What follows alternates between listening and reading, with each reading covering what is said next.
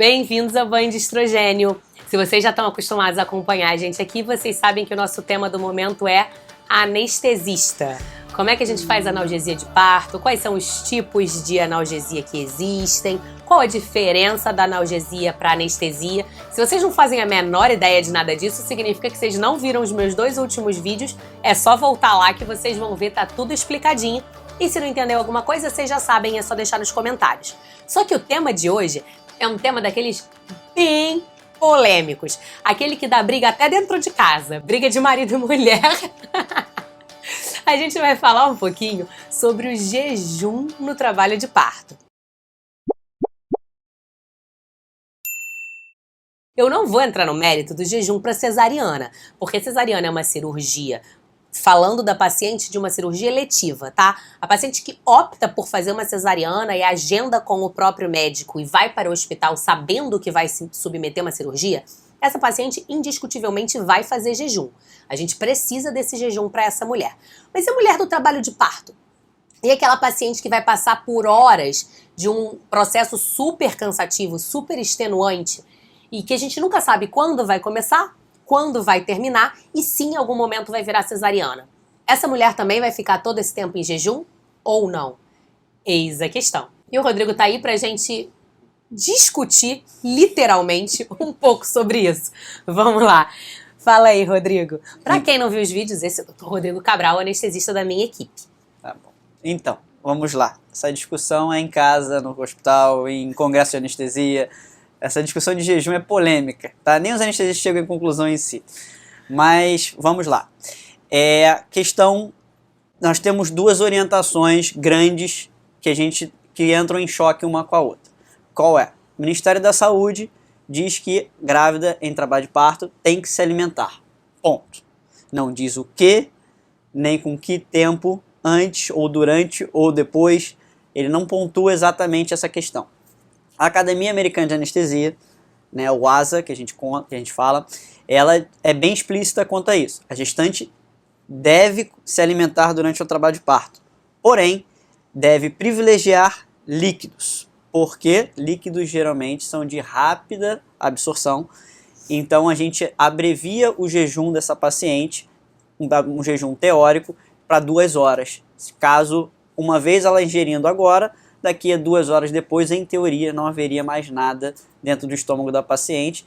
E caso, no meio desse processo de parto, a paciente venha a precisar de uma cesariana, a chance dela estar de estômago cheio, ou seja, isso vai aumentar o risco dela, esse risco estaria controlado, tá bom?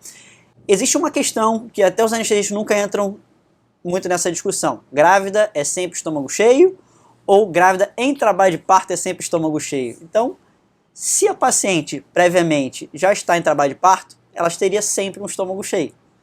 Mas... E aí não faz sentido você limitar que a paciente coma alguma coisa durante 10, 12, 18, 24, 30 horas, sabe-se lá quanto tempo o trabalho de parto vai durar, já que eles vão considerar ela como estômago cheio de qualquer maneira, caso vire uma cirurgia. Mas ela não precisa estar de estômago cheio de fato. Ela pode estar em teoria, que seria o risco menor.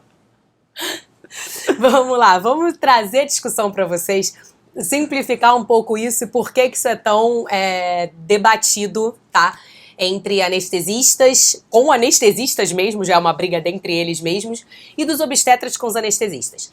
Vamos pensar no trabalho de parto como o exercício mais extenuante que uma mulher vai passar na vida. Na vida não, talvez, mas para muitas mulheres o exercício mais extenuante que ela vai passar na vida. A gente consideraria assim que o trabalho de parto seria como se fosse uma maratona. Você consegue imaginar você virar para um maratonista e falar que ele não pode usar aquele gel, sabe aquele gel que eles usam enquanto eles estão correndo, que é para dar energia? Durante toda a maratona, olha, você não pode, você precisa ficar em jejum, porque pode acontecer alguma coisa, e então você não pode se alimentar. Não faz sentido. Os maratonistas parariam no meio porque eles não teriam energia para continuar aquele exercício que eles estão fazendo. A grávida, se ela fica completamente em jejum durante todo o trabalho de parto, porque ela está sendo privada de comer, ela quer comer, mas não deixam que ela coma, ela também vai ficar sem energia. E ela não pode ficar sem energia, ela precisa de energia porque é um processo ativo, é um processo que depende dela, ela que está fazendo aquele trabalho de parto. Então a gente não pode privar a mulher de comer no trabalho de parto. Isso é o que a linha da humanização prega. É o que a gente que trabalha com essa parte de humanização, e aqui a gente abre um parênteses, o Rodrigo trabalha comigo, então ele também participa disso. A equipe de humanização prega que a paciente pode comer. Tá? A paciente pode comer durante o trabalho de parto. A gente não priva as nossas pacientes de comerem durante o trabalho de parto. A questão, e aí entra a discussão, é o que a gente libera ou deixa de liberar para essa mulher comer. E aí eu queria que você explicasse um pouquinho, Rodrigo, assim, pensando no lado dos anestesistas, o que seria muito ruim que essa mulher fosse exposta e o que seria melhor, uma melhor escolha para ela?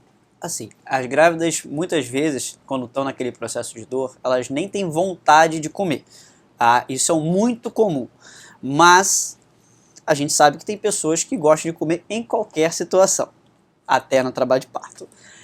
O que a gente liberaria, o que seria melhor para o paciente comer? Evitar refeições completas, aquelas que têm basicamente gordura envolvida. Né? Se você pensar numa carne, se você pensar numa massa com creme de leite, derivados de leite, que a gente sabe que a digestão desses tipos de alimentos são um pouco mais difíceis.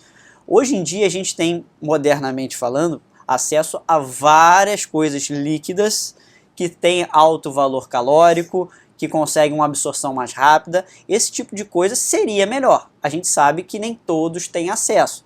Então, assim, o que corriqueiramente a gente fala pode ser um sorvete de fruta, que basicamente é líquido e tem açúcar, é uma absorção também mais rápida, é comum, água de coco, essas coisas que têm uma liberação de açúcar junto, que aí a gente consegue dar para a mãe alguma coisa calórica para que ela consiga aproveitar isso aí e ter força para o trabalho de parto. A gente não quer privar a mãe da alimentação porque, como a Maíra explicou, é importante.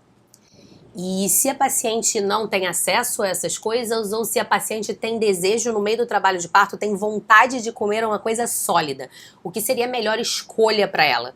Eu posso comer um sanduíche de queijo com presunto, ou eu posso comer um amendoim ou uma batata dessas industrializadas, nada saudáveis, galera, mas enfim, o que seria a melhor opção? Acho que basicamente todas isso que você falou tem um alto teor de gordura. Quando a gente pensar no presunto, se a gente pensar na batata industrializada, agora não tem gordura atrás, mas tem todas as outras juntas. Nenhuma dessas seria uma boa opção. Não seria. Mas assim, também a gente vê o momento. Se a paciente está naquele início do trabalho de parto, em que está sendo monitorizada e a chance das coisas acontecerem é muito baixa, é melhor que ela coma logo lá no início, do que quando chegar num período final, um período expulsivo, em que ela está com muita dor, que vai ser muito raro ela querer comer, mas se ela precisar naquele momento, a gente sabe que talvez não seja o melhor momento. É melhor privilegiar as refeições menos com gordura. Menos gordura. Bem, nesse momento acho que menos polêmico do que o que a gente imagina. Mas o ponto é, galera, e isso é importante que vocês saibam, tá? Estamos no Brasil e o Ministério da Saúde não regula o que a mulher pode ou não comer. Então, por que eu achei importante a gente trazer isso aqui? Para vocês saberem que é um direito de vocês, durante o trabalho de parto, vocês terem acesso à comida, vocês podem, e o Ministério da Saúde não priva vocês disso, mas, uma vez que vocês têm informação e que vocês sabem que a qualquer momento, embora a gente não queira, embora a gente não considere, embora não seja o que a maioria vai acontecer, algumas mulheres sim vão precisar de uma cirurgia de emergência. E aí, a partir do momento que você vai para uma cirurgia de emergência com o estômago cheio, com o estômago com muita comida, você aumenta seus riscos. Quais são esses riscos? Basicamente, a gente tem o risco de broncoaspirar. Esse é o maior risco que pode acontecer, que é o conteúdo gástrico, quando a gente coloca para fora, vomita, a gente geralmente não acaba respirando ele. Broncoaspiração é quando a gente respira, ou seja, o conteúdo do estômago vai para dentro do pulmão. E isso lá causa uma inflamação grande por dois motivos. Primeiro, o suco gástrico, e segundo, a comida propriamente. Nada disso é feito para estar no lugar que é para estar. Mas aí agora, uma pergunta minha real. A gente considera o risco maior de broncoaspiração nas pessoas não têm consciência. Sim. A grávida tem consciência, então ela tem reflexo para evitar a broncoaspiração, certo? Sim. Sim, ela tem reflexo, porém, tem duas práticas que são comuns. Sedar a mãe depois que a criança nasce. Eu não tô considerando isso porque a gente não faz isso, ok? Mas, basicamente, quando você seda a mãe, você em algum momento você prejudica o reflexo de tosse da mãe. Tá. E segundo, dependendo do que acontecer, a anestesia geral sempre é uma possibilidade.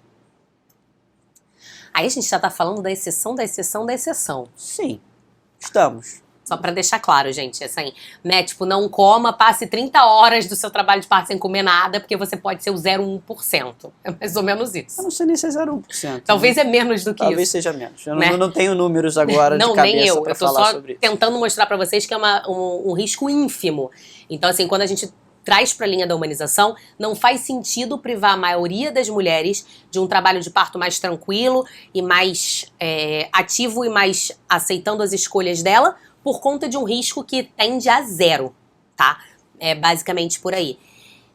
Deixa eu ver se eu tenho mais alguma dúvida sobre esse tema. Tem mais alguma coisa que você acha importante falar sobre isso? Não, jejum, acho que...